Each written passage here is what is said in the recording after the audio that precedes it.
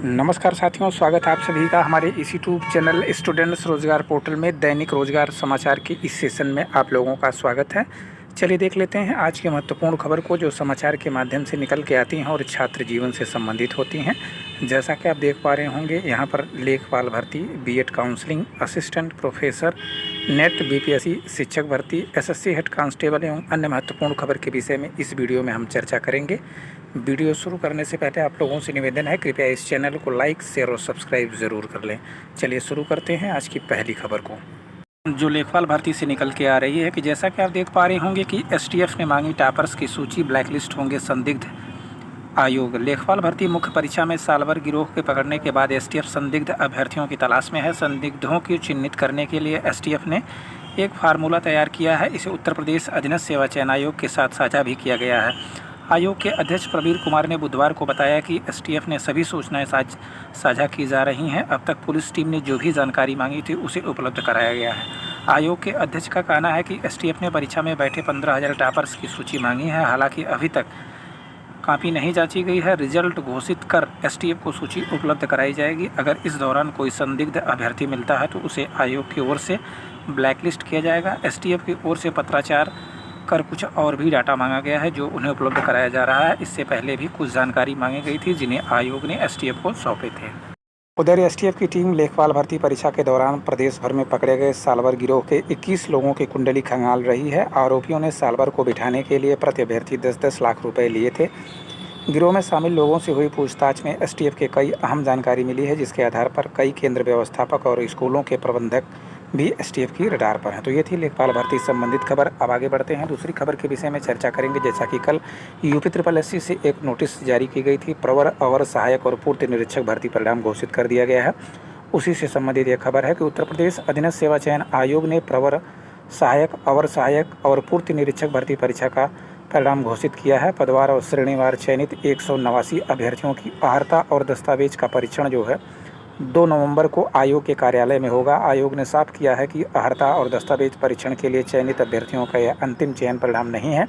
सामान्य वर्ग, SC, OBC और EWS की कट ऑफ एक समान यानी 86.75% रही है। SC को छोड़कर बाकी सब कट ऑफ समान रही है। आयोग के सचिव अवनीश सक्सेना के अनुसार प्रवर सहायक के 11, अवर सहायक के 20 और पूर्ति निरीक्षक के 45 पदों के सापेक्ष लिखित परीक्षा के स्कोर के आधार पर कुल 189 अभ्यर्थियों को अर्हता और दस्तावेज परीक्षण के लिए आमंत्रित किया गया। तो ये थी यूपी SSSC से संबंधित खबर। अब आगे बढ़ते हैं, बीएड से संबंधित खबर है। बीएड काउंसलिंग सीट आवंटित नहीं होने पर लौटाना होगा शुल्क। रुहेलखंड विश्वविद्यालय ने बीएड काउंसलिंग को लेकर गाइडलाइन जारी कर दी है। इसके मुताबिक जिन अभ्यर्थियों की पहली काउंसलिंग में सीट आवंटित नहीं हो पाती है उन कॉलेजों को पूल काउंसलिंग तक अग्रिम शुल्क यानी 5,000 रुपये लौटाना होगा। इसके लिए विद्यार्थियों को अभिलेख अपलोड करते समय बैंक खाता संख्या, नाम, पासबुक के पहले पेज की फ़ोटोकॉपी या कैंसल चेक की कॉपी अपलोड करनी होगी। विश्वविद्यालय ने काउंसलिंग में शामिल होने वाले विद्यार्थियों से कहा है कि मूल अंक तालिका ही अपलोड करें। लॉगिन और पासवर्ड यदि भूल गए हैं तो नए सिरे से वेबसाइट पर जाकर उसे जनरेट कर सकते हैं। संस्कृत बीएड महाविद्यालयों में प्रवेश के लिए यदि अभ्यर्थी के पास स्नातक में 3 वर्षों में संस्कृत विषय रहा है तभी अभ्यर्थियों का चयन करना होगा। उसके बाद ही आगे की प्रक्रिया शुरू होगी। विद्यार्थियों से यह भी कहा गया है कि सीट आवंटन के लिए विद्यार्थी एक से अधिक कॉलेजों का चयन करें ताकि आवंटन अस्वीकृत न होने पाए। आज स्थापित होगा कंट्रोल रूम। रुहेलखंड विश्वविद्यालय की ओर से काउंसलिंग की दिक्कतों को दूर करने के लिए विश्वविद्यालय में कंट्रोल रूम बनाया जाएगा। यह बृहस्पतिवार से काम करने लगेगा। नंबर आज विश्वविद्यालय की वेबसाइट पर दर्ज हो सकेंगे। कंट्रोल रूम से 2 शिक्षकों की तैनाती होगी।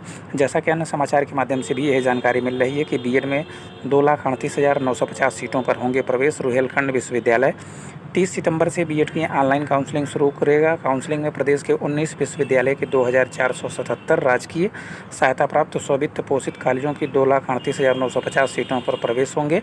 आर्थिक रूप से कमजोर वर्ग यानी ईडब्ल्यूएस के अभ्यर्थियों के लिए 10% अतिरिक्त सीट रहेंगी। तो ये थी बीएड संबंधित खबर। अब आगे बढ़ते हैं, असिस्टेंट प्रोफेसर से संबंधित एक खबर है कि उत्तर प्रदेश लोक सेवा आयोग ने राजकीय महाविद्यालयों में असिस्टेंट प्रोफेसर के संस्कृत के 8 पदों पर सीधी भर्ती का परिणाम बुधवार को घोषित कर दिया है।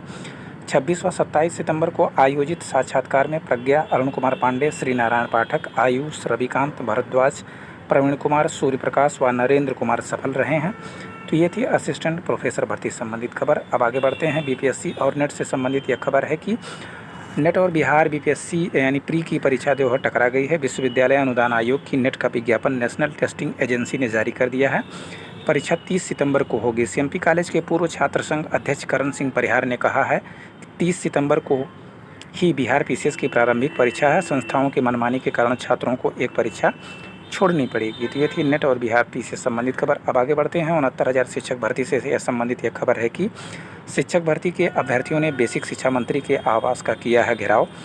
बेसिक के 69,000 शिक्षक भर्ती के आरक्षण पीड़ित अभ्यर्थियों ने बुधवार को बेसिक शिक्षा मंत्री संदीप सिंह के आवास कर घेराव कर नियुक्ति दिए जाने की मांग की है। काफ़ी संख्या में पहुंचे अभ्यर्थियों ने जमकर प्रदर्शन किया। इस मौके पर मौजूद भारी पुलिस बल ने उन्हें हटाना चाहा तो धक्का मुक्की भी हुई। अभ्यर्थियों ने बताया कि चयनित सूची जारी किए गए हैं। 9 महीने का समय हो चुका है। कई बार आंदोलन किया, मुख्यमंत्री से लेकर मंत्रियों और विभाग के कार्यालयों पर प्रदर्शन किया, लेकिन उन्हें आश्वासन ही मिलता है। नियुक्ति देने की प्रक्रिया शुरू नहीं की जाती है। अभ्यर्थियों ने बताया है कि जब तक नियुक्ति शुरू नहीं करते हैं उनका आंदोलन जारी रहेगा। तो ये थी 69,000 शिक्षक भर्ती संबंधित खबर। अब आगे बढ़ते हैं। एसएससी के हेड कांस्टेबल भर्ती परीक्षा 10 अक्टूबर से होगी। कर्मचारी चयन आयोग एसएससी की ओर से दिल्ली पुलिस में हेड कांस्टेबल भर्ती परीक्षा 2022 का आयोजन 10 से 20 अक्टूबर तक ऑनलाइन मोड में किया जाएगा। परीक्षा के लिए देश भर में 23,58,535 अभ्यर्थी पंजीकृत हैं, जिनमें से 6,47,882 अभ्यर्थी एसएससी मध्य क्षेत्र यानी प्रयागराज के तहत परीक्षा में शामिल होंगे। हेड कांस्टेबल के कुल 835 पदों पर भर्ती होनी है, जिनमें पुरुष वर्ग के 559 और महिला वर्ग के 276 पद शामिल हैं। एसएससी मध्य क्षेत्र के तहत यूपी और बिहार में प्रयागराज समेत 17 जिलों के 82 केंद्रों पर परीक्षा आयोजित की जाएगी। परीक्षा के लिए प्रयागराज में 9 केंद्र बनाए गए हैं और यहाँ पर 51,360 परीक्षार्थी सम्मिलित हैं। वहीं सर्वाधिक 99,592 परीक्षार्थी कानपुर के 11 केंद्रों में परीक्षा देंगे। परीक्षा की अवधि 90 मिनट की होगी और यह 3 पालियों में होगी। पहली पाली की परीक्षा सुबह 9 से 10:30, दूसरी पाली के अपराह्न 1 से 2:30 और तीसरी पाली की परीक्षा शाम 5 बजे से 6:30 बजे तक आयोजित की जाएगी। अभ्यर्थियों को परीक्षा शुरू होने से 30 मिनट पहले केंद्र में रिपोर्ट करनी होगी। विलंब से आने वालों को किसी भी सूरत में केंद्र में प्रवेश की अनुमति नहीं दी जाएगी। अभ्यर्थी परीक्षा तिथि से 4 दिन पहले अपना प्रवेश पत्र डाउनलोड कर सकेंगे। तो ये थी आज की महत्वपूर्ण वीडियो। फिर मिलते हैं आपसे एक नए वीडियो में। तब तक के लिए नमस्कार, धन्यवाद, जय हिंद साथियों।